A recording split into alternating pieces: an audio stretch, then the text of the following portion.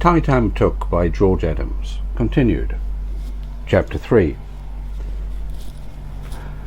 Chung Hum Kok sprawls like a shanty town above and below the hill line over Stanley, but it isn't a shanty town at all.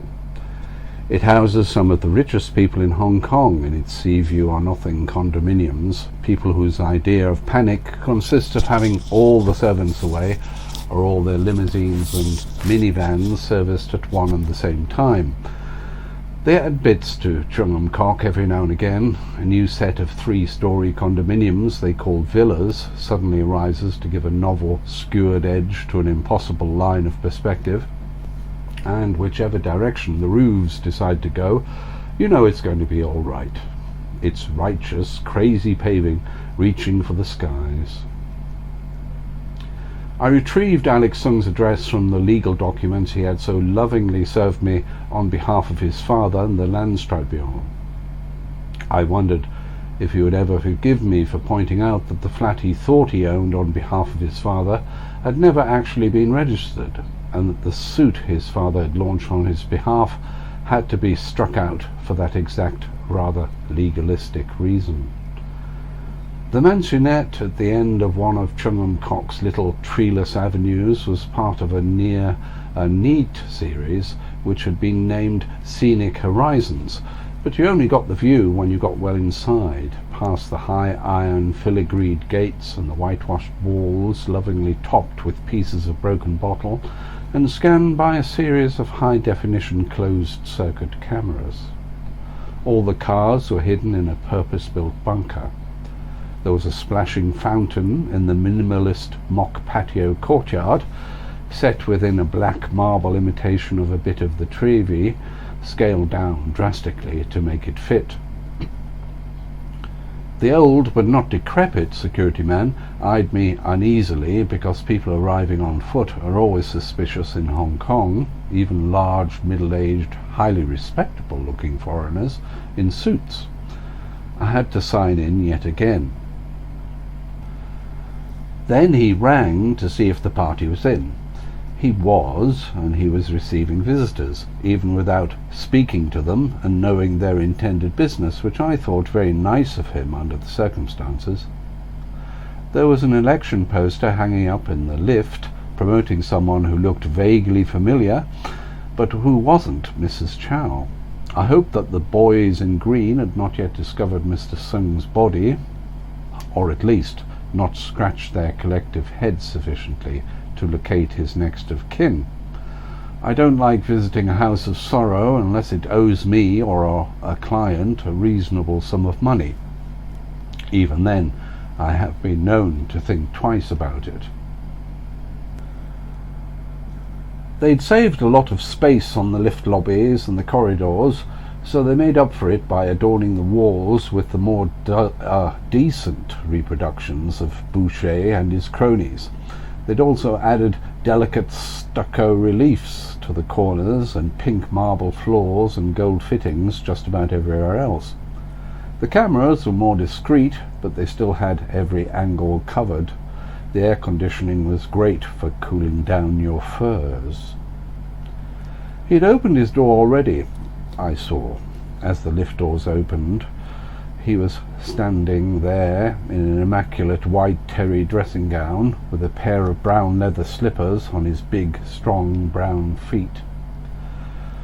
He was a handsome piece of Chinese beef, if ever there was one, almost as tall as myself, and I felt sure he was concealing real abdominal muscles and a deep, manly chest under the robe. Not that any of that interested me, but I'm sure the girls dropped like flies as he approached. They probably swooned even more intensely when they heard his address. His gleaming black hair was wet and combed back. There was more than a suggestion of a square jaw at the bottom of his ovalish face. The eyes and brow were in the noble mould Trelford used to possess before the rot began to set in. "Mr. Trelford," he said, almost jauntily. "Pardon the sudden appearance. I'm on a job looking for a girl you know. Can I come in? Just a few questions." "A girl?" "Yes. I'd rather not discuss it out here." He made way for me rather too eagerly, and I entered the apartment. It was large for Hong Kong, all cream and gold, and glass tables, stand-up lamps, and modern leather upholstery. The centrepiece was a big slab of sea view window, which took up almost one whole wall. A showy balcony beyond it had some comfortable garden furniture and shrubbery in pots to lend it the much coveted holiday resort feel. The beginnings of an orange sunset forcing its way through the smog gave the room a dreamy, poignant kind of look. The doorways of two more rooms lay down a short corridor, and I assumed all the domestic business happened even further down the same corridor, as I could just discern a small dining table and the edge of a fitted electric range at that end of the bare parquet. "How's your father?" I asked, as I took a seat on the much broader than it needed to be sofa. He froze for only a moment, and then let whatever he had felt pass as he straightened up a few cushions and brought in a bottle of mineral water and a few glasses from down the corridor. "Fine," he said at last, and put the water in front of me with a glass beside it. His English was ABC, fluent and mannered, but it was better not to look too hard at the tenses and prepositions and articles. "Would you like coffee?" "Not for the moment, thanks. You're being awfully hospitable, considering. Anyway, to business. You know a girl called Adeline Chow, I think. She's disappeared. Her mother's rather concerned about her." "Her mother?" "You know who she is, of course." He nodded somewhat ruefully. "Have you seen Adeline recently?" Let me think." But his face didn't look as if he was thinking much at all. "It would have to be last week sometime."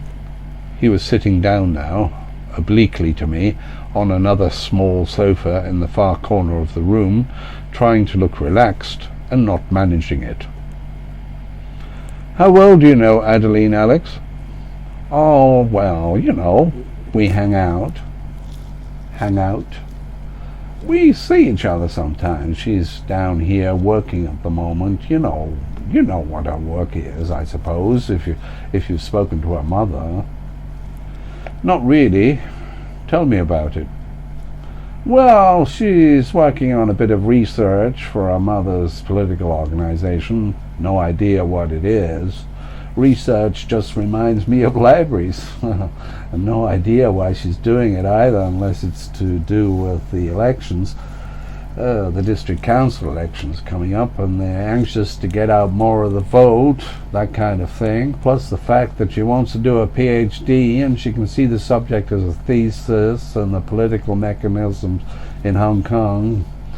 That's what she told me, anyway." "And when did you see her last?"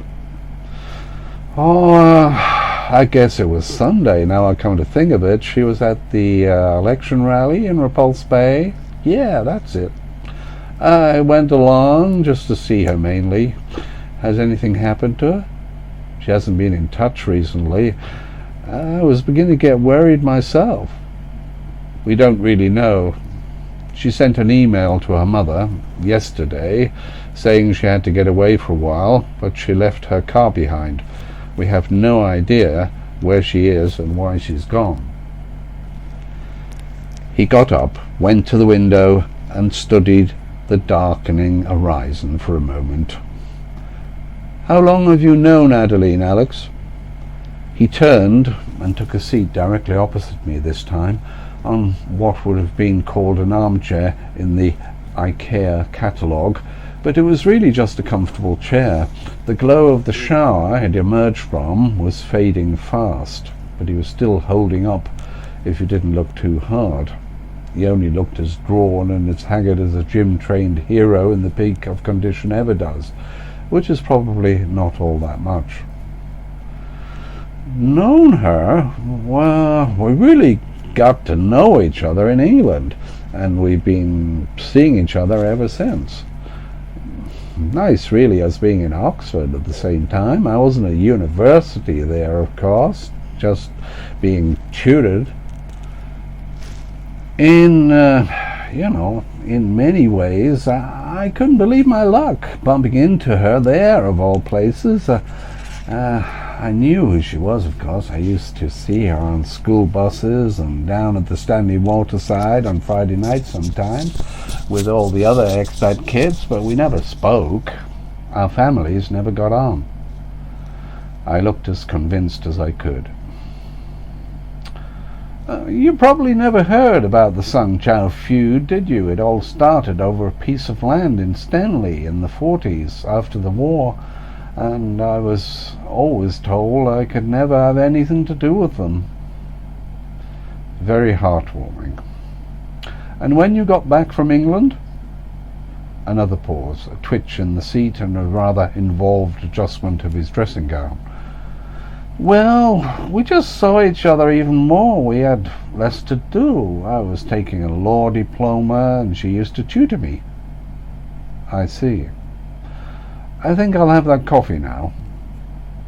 He jumped up from his seat and made his way to the kitchen down the corridor. I tagged behind him, wondering whether to play the long shot or the ace. The long shot was always the easiest, of course, and I really had no aces. And your lady friend can come out now. All that holding her breath can't be good for her. Sung Jr. froze, but his back was acting as well as Gielgud. It stood there before me, broad, tapered, stiff, immobile, with two spread muscular legs below it, like hunks of strip loin in a butcher's window. I turned around and walked back to the sofa, but didn't sit. I turned about again and watched Junior as he slowly also turned round and simply stood there, trying to look confused, but simply looking surprised. I got out my pipe and filled it with Erinmore, starting to smoke again with an ease which I shouldn't have had, but dead bodies and mysterious disappearances sometimes make people throw caution to the wind. I didn't even ask permission to fill the room with that lovely, distinctive, spicy, tweedy vapour, and what the hell, I could always give up again tomorrow. There was going to be either a long explanation or a sudden embarrassed entrance, or quite possibly he was going to look at me as if I was out of my cotton-picking mind. In the end, after long seconds, one of the doors in the corridor opened and a tall Chinese girl emerged with the sort of flush on her skin you generally only see on a woman lying on your pillow Sunday mornings, if you're very lucky and weren't drunk the night before. I stayed standing there and gave her time to decide who she was going to run to, but she didn't run to anyone. She was dressed in a neatly tailored suit in midnight blue with a short skirt which showed a lot of shapely leg. Her long black hair was slightly tousled, but you didn't look at the hair. She had a very, very sweet baby face, full, sensuous lips, large, deeply set, but still naive eyes, which looked as if they could light up at the right moment, but perhaps not all that much if anyone was watching. Her nose was almost aquiline, and I couldn't for the life of me imagine she emanated from, or could ever become anything like, her mother. "Nice to meet you, Adeline," I said. "Come on down and tell me all about it." She turned to her left to gaze at Junior for a moment. His pale, virile face looked like a schoolboy caught stealing apples. Then she walked delicately but confidently on nicely tinkling high heels to the fore armchair and sat in it, swinging one leg over the other, which only added to her lure. But one thing jarred with me. I didn't like the way she was clutching her handbag. "My mother hired you to find me?" "Yes, but it looks like case closed." Not really. I don't want to be found. Not yet, anyway. And certainly not by a rubber-soled, peeping flatfoot sent by my mother. Her voice had a Rodine edge to it, but was far from British hockey sticks girlish. Junior had joined me now on the couch and was reaching for a cigarette from a packet hidden in a large inlaid rosewood cigar box in the middle of the coffee table. He lit it like it was his first smoke ever and coughed violently on the drawer. I tamped down my pipe and smiled a little for no real reason at all, except that you don't really expect such piquant amateur dramatics in Chung-Hum-Kok on a Thursday afternoon.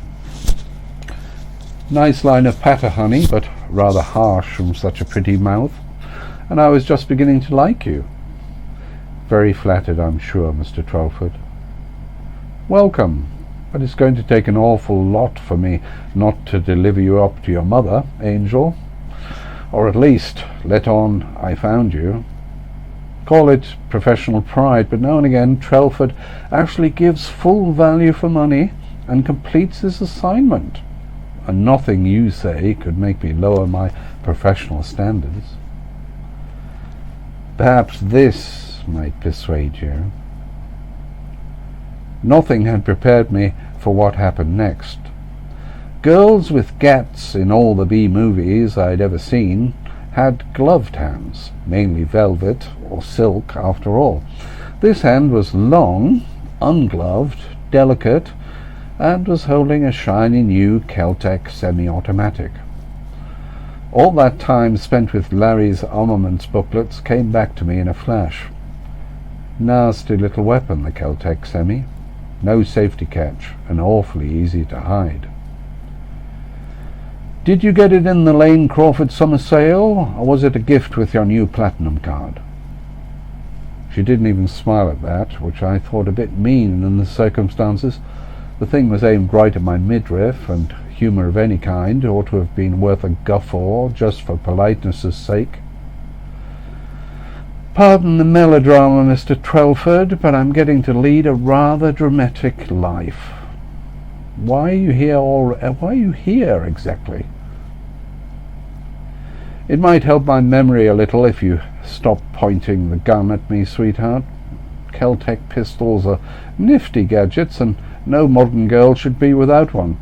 Sad thing is, they're also greatly inclined to go off when you least want them to. My suit just came back from the cleaners. She laid the gun on her lap, and it was now pointed towards the window. Junior coughed again, and I looked deeply into Adeline's clear, sparkling hazel eyes, but in the end I was the first to blink. Where did you get the gun from, Angel? Who's frightening you? Surely you're not the type who thinks a gat in the hand is having the world by the tail? I thought I was the one asking the questions, Mr. Trelford. I poked my pipe bowl with my finger again for a moment and looked away. I was hired by Mrs. Chow, your dear mother, earlier on today to see if I could find you. The job seemed a little strange to me, not least because there are lots of reasonably competent local operators able to do a search job. We normally handle the expert stuff, recoveries, acquisitions, and a bit of dirty digging into company background before investors from abroad part with the shekels. Now and again we do some divorce work, but I usually give that to my partner, as I'm not a keyhole peeper by nature, and I'm liable to see things from the other party's point of view before long. She gave me half an email to look at where you stated you wanted to get out of Hong Kong for a while.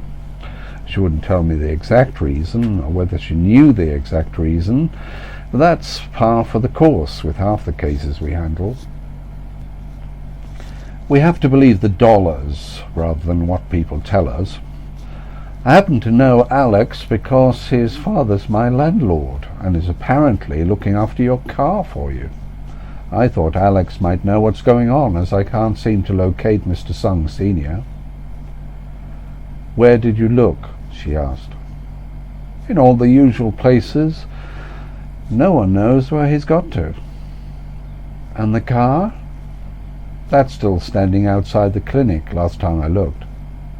There was a pause. Not much of a pause for what was going on, and certainly not a lull. As I said, Mr. Trelford, you don't know what's going on, and you ought to be afraid you might eventually get to know. I suggest you go back to my darling mother and tell her you did find me, and I'm safe and well, but I just don't want to be disturbed right now. That also happens to be the truth. Hong Kong is beginning to depress me more than I can say. Everywhere you turn, there's people on the make and people on the take. They're a shoddy bunch. I don't think this is the place for me. That sounds as good a line to take as any. Stick with it, Angel. But where do you think you're going to go? Not that I'll tell anyone, and not that you have to tell me. I can't truss you up and deliver you back to Mummy with a lasso around your neck. You're too old for that. And frankly, I'm not that kind of guy to do a woman like Mrs. Chow's bidding without asking a lot of questions first. She stinks. She laughed, a high tinkle, the sound high heels made, but in a higher key. We certainly see eye to eye on that one, Mr. Trelford. I gave her one of my cards, the one with all the contact numbers and respectable email addresses. She looked at it for a moment and put the gun back into her bag. I'm always reasonably ready to help, if you leave the gun at home. Where did you get it? She was just warming up to answer that when a telephone rang. It was Junior's, and it was like mine, one of those clam-type things, and I was beginning to loathe them. Whatever he was hearing was causing him a mixture of emotions. He stiffened a little and put the phone back into the pocket of his bathrobe. "It's my father," he said at last. He's dead." There wasn't grief, there wasn't shock. In many ways it sounded like relief. Sad thing was, I always believed that, more than tears and wailing. "Where?" I asked at last. "At home. I have to go and identify the body." "You'd better stay here, Adeline.